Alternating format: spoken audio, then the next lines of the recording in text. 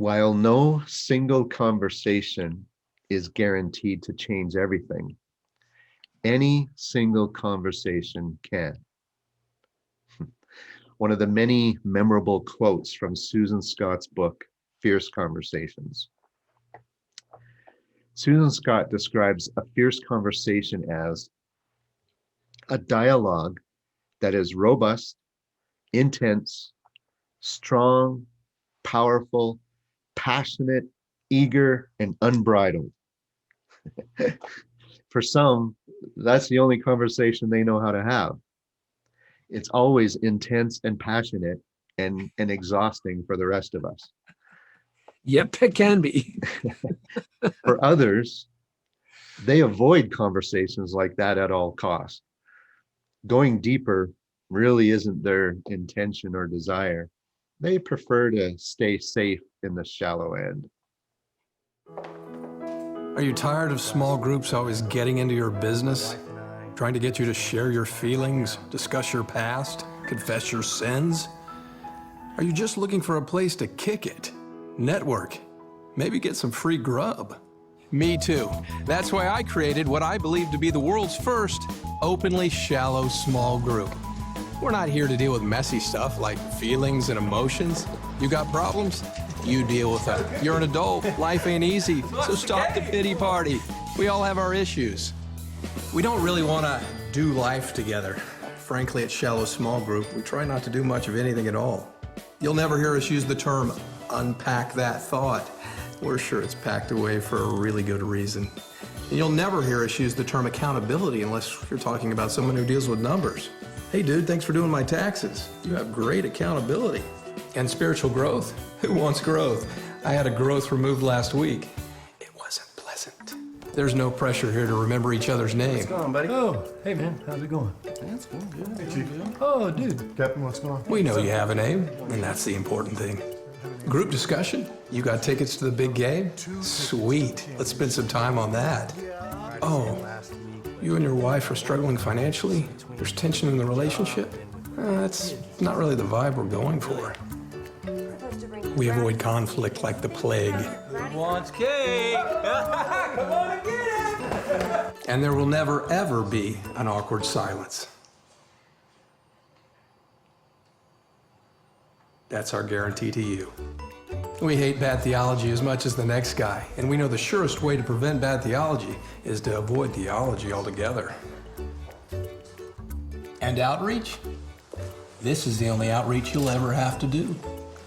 Some people say we're superficial. But hey, the word super isn't superficial. I mean, who doesn't want to be super? Shallow small group. Because when things get too deep, people drown.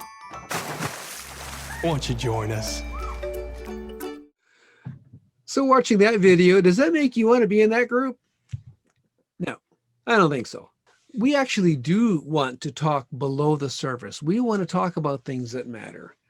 And it's those good conversations that get below the surface that really invigorate us and help us to live in alignment. So Susan Scott, in her book, the Fierce Conversations, really good book on this whole matter. We've asked you to read this book, and we want to work through some of the highlights of it with you here.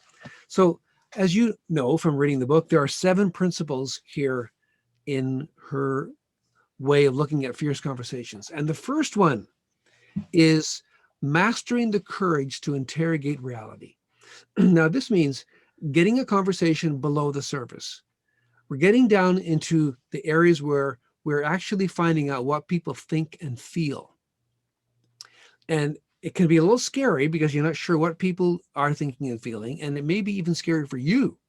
So the first thing she says we got to do here is we need to interrogate reality with ourselves. In fact, if you turn in your book here to page 55, there's a really good one here about your core values. Now, this is where you can go back to course number 2, pull up your core values, remind yourself what you said was really important to you, and then run an integrity check. And here's what she says: is my behavior out of alignment with these values?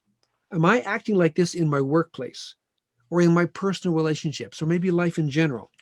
And then on page 56 of the book, She gives you a couple of really good questions to help you interrogate reality in your life. What do I have to do to clean this up if there's some outages here? What am I going to do about this? And so that's integrity issue number one is learn how to really check deep within you about how are you actually doing on this stuff. Right. So the conversation really is with yourself first in order to get down to what the truth really is. Yep. And and that's again being self-aware. And so what she's saying is having those serious conversations with ourselves.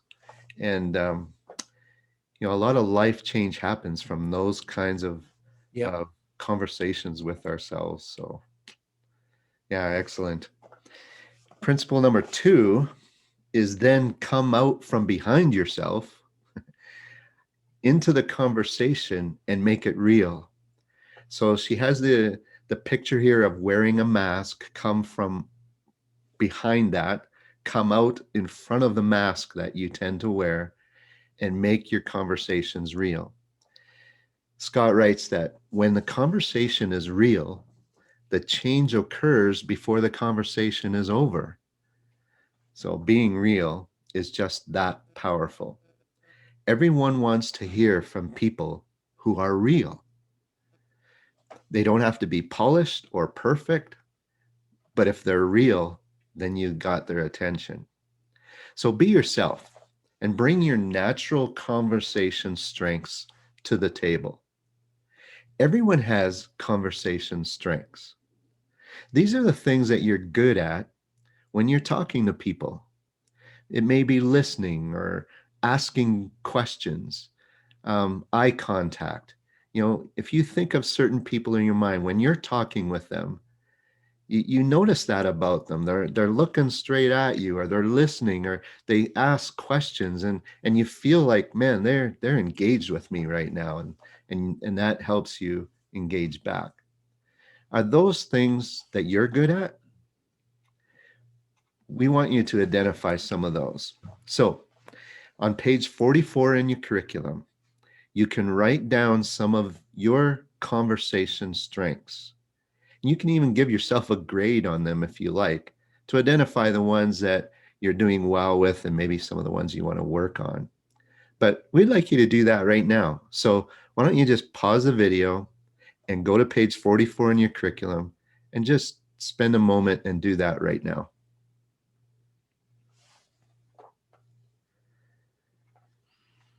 And now, principle 3, be here, prepared to be nowhere else. And this is this whole thing of giving focused attention to this conversation. If we want to have good conversations, we've got to be focused right there with this person and not be thinking and living another life simultaneously.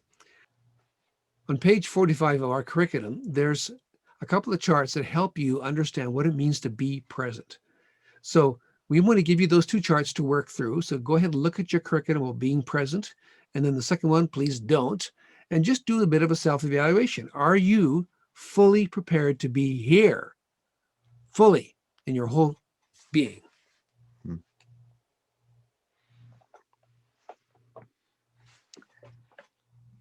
All right, these little checklists along the way hopefully are going to be helpful for you for these principles to sink down a bit.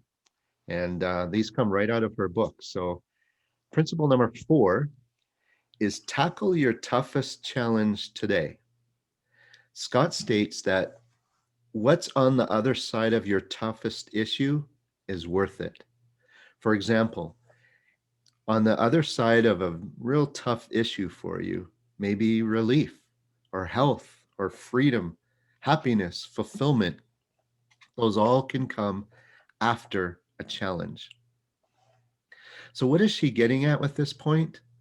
Basically, don't put off difficult conversations. They'll eat away at you. We will introduce you later to a process for leading groups through a fierce conversation to help someone deal with a tough issue. and it's called Slaying Alligators. And an alligator is just those issues that keep biting at you. And you can take care of those as a group. We'll show you how. For now, identify some of those tough conversations that you know you need to have. And you can do that on page 46. So again, just kind of pause the video here and take a minute to do that and help this principle sink in. And then principle number 5, Scott says, obey your instincts. She so correctly points out that there's always 2 conversations going on simultaneously. There's one that's in your mind and invisible to everybody else. And then there's the other one that you're having with people outside. So these 2 are happening simultaneously, and we need to be very aware of what's actually going on. And this is where we need to understand the difference between these 2 conversations and making sure that we're not getting too far apart on them. She talks about a left-hand column, meaning these are what you're thinking and feeling in your mind. And then there's the right-hand column, which is that's what you're saying and making visible to other people. And those 2 things are happening simultaneously. And we need to be making sure that these are not too far apart. Because if you're thinking and feeling a whole set of things and you're not saying that, now you have a lack of integrity. You're saying something that you really don't believe, that you really are not feeling, but you're saying it. And if you're going to have a robust conversation, you need to be able to learn how to actually say what you're thinking and feeling. But for many people, that is the most scary thing. Because if they say out loud what they're thinking, they may have had past experiences where things just blow up. And they don't know how to have this conversation, so they'd rather not. And so we live in this false world where we're thinking and feeling one thing, but saying something totally different. That's got to quit if you're going to have a good conversation. Yeah. So then how do you bring it up? Well, here's a suggestion. In between the left-hand column, which is what we're saying is what you are thinking and feeling in your gut, and then what you're actually saying out here, or what the other person is saying, there's a space in between here that we could put in what we call the neutral zone, where it's a perception check. And here's a helpful way to say it. If you're thinking something and the other person, you wonder what that person thinks about it, you can say something like, I've been wondering, what do you think about this? And you just kind of put it into the middle zone here. You're not saying this is the truth or this is the way it is. You're saying, I'm wondering about this. What do you think? And you're inviting them to speak into it. That's one way to bring up something that's emotionally maybe kind of dangerous, you think. But if you bring it up in a neutral way, not to say it's the truth, but it's a way to say, what do you think about that? I'm thinking and wondering about this. What do you think? And when they speak into it, it might be a way to have them to say, well, actually, I was thinking the same thing, but I was afraid to say it. Yeah. Or it could be that they say something that changes your whole mind. You realize, oh, good grief, I was wrong. And you can abandon this feeling and thought you had here in the middle. So there's a gut instinct thing that you're thinking and feeling that needs to be checked and somehow brought into this conversation. And that's one way to do it. Yeah, excellent. It sounds like pretty quick thinking in the moment. But if we can get a grasp on just that pause and giving the issue a time to explain itself, that could be really helpful. Yep. The next one is, as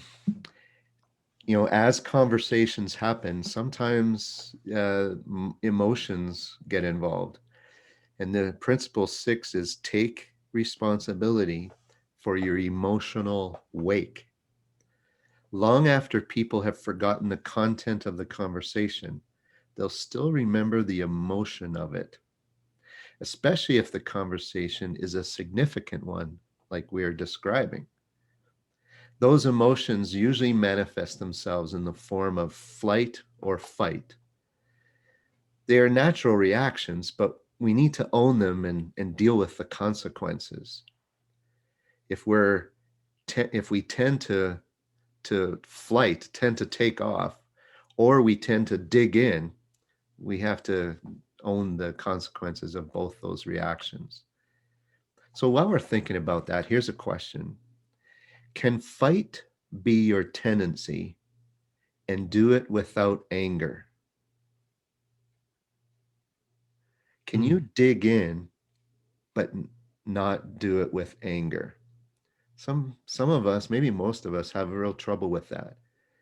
But I think, Dan, the answer is yes, right? The answer would need to be yes. Is there a way to be real without damaging people? Yeah. Yeah, actually, I think you can. This is where Jesus said he was full of grace and truth. Yeah. Yeah. So Wow. fighting doesn't have to be vicious. No. And so maybe fight is a, is a term there that doesn't quite explain it well, but we're used to those terms of fight and flight. So, Yeah. but it doesn't have to be vicious. It may be simply standing your ground and doing it in a respectful way. So take a look at pages 48 and 49. They talk about this fight and flight tendencies. Maybe just go through the checklist now and just see what your tendency might be. And you can pause the video and start it again when you're ready. And now we come to principle number 7. Let silence do the heavy lifting. This is a really good one. I remember the first time I read it, I thought, wow, that is a very good idea. Because we tend to want to fill in the silence with something, and we talk. When actually, by pausing and let silence just hang in the air, it gives space and time for some deep thinking to happen. For example, if you ask a really good question, it should take people a while to think of the answer. They might need a minute to think about the answer before they know how to answer that question. And so silence there is allowing them the respectful distance and time to actually think what they're going to say. Now, boy, we often do not allow silence into our conversation, which means it can't go real deep. But here on page 49, there are some examples of when it could be indicating you need to actually let silence be there. So, for example, if you're talking over each other or interrupting each other, it's obviously you're not listening. And people need some space just to have some time. So that will be an indicator. Stop talking. Yeah. Let them have some time. Yeah, and I remember reading this for the first time as well, and just kind of being blown away by the concept and then practicing it. So I encourage you folks to practice this. Just experiment with it. When you're having a conversation, say something and then just stop and let it be silent and just see what happens. It's really quite fascinating, actually. Silence can be pretty powerful. Yeah. So here's what I've observed. Some people will ask a good question and then there's a silence and then they reinterpret the question. They say it again and they actually ruin the silence. That's like, right. just leave it. Give the question and leave it. Yeah, or they leave half a second for a response because they are comfortable with the silence. Yeah. So get comfortable with some silence. There's some other ones in there. If you find yourself talking in circles, it's a good time to just stop talking. Yeah. And if it's an emotionally loaded subject and you can feel the tension rising, well, just stop talking. Just give time for it to kind of dissipate and time for it to kind of settle down a little bit. Really good. Let silence do the heavy lifting. Mm-hmm. Wow. So we're going to continue now with the theme of robust conversations. We're going to talk about how to have a really good conversation with yourself, and then a way to have a whole group have this kind of in-depth conversation. These are fascinating 2 tools that you will use the rest of your life. Hmm.